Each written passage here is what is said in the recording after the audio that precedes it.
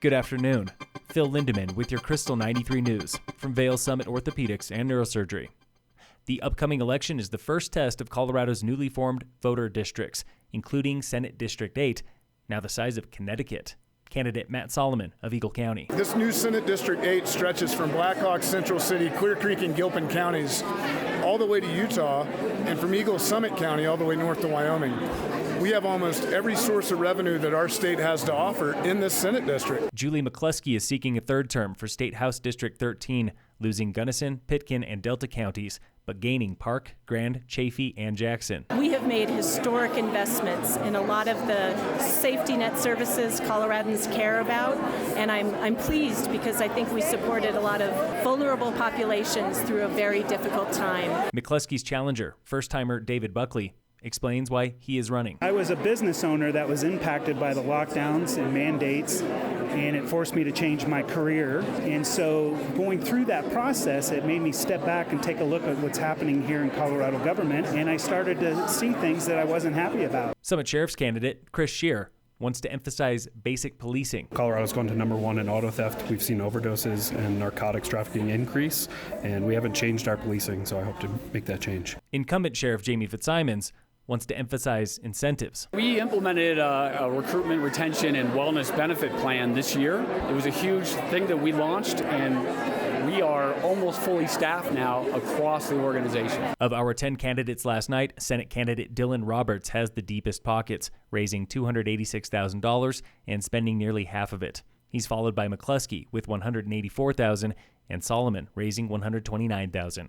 Scheer has raised more than Fitzsimons, Commissioner Elizabeth Lawrence more than her challenger Al Bacher, and clerk candidate Stacey Nell far more than her challenger Kay Robinson. Robinson was the only candidate with no fundraising. Statewide, issues committees are worth $30 million and counting. Democrats have raised $21 million, Republicans $8 million.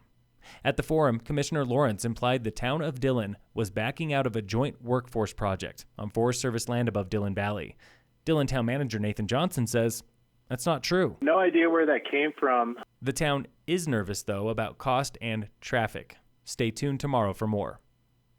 Copper's own Franz Fuchsberger, a.k.a. Fuxi, was packing up a truckload of gear this week for his biggest sale of the season. Vail Ski Swap, guys. Ladies and gentlemen, biggest swap in the country right here. The Vail Ski Swap opens tomorrow at Dobson Ice Arena in Lions Head Village. Learn more at vailskiswap.com. Local fire danger remains moderate today, still with no fire restrictions here in Summit. In sports, the Broncos face the Colts tonight at 6:15 on Amazon Prime. And in local sports, brought to you by Red Mountain Autos at their new location on Airport Road. Today on the Warmup. I mean, it's amazing. It's night and day. I mean, when we look back at some of the earlier stuff in terms of just athleticism, the level of play, I mean, it's pretty crazy. That was Carl Barth, head coach for the state champion Summit Girls Rugby team, on the evolution of rugby here in the U.S. What we play like now would have been better than any college back in the day. Summit Rugby is chasing its 15th consecutive state title this year. The girls team has been on top for so long, it's shocking when they don't win. But teams like Monarch and Denver East are nipping at their heels. We like challenge ourselves mostly, but it's really nice to go out in the field and have to really work for it too. Rugby plays at home tomorrow under the lights for a duel with Monarch and Regis. This has been the Warm-Up, brought to you every Thursday and Friday by iFurnish in Frisco and Kremling. In other preps, Summit High Girls Volleyball is playing Eagle Valley at home tonight. Phil Lindeman with your Krystal 93 News from Vail Summit Orthopedics and Neurosurgery.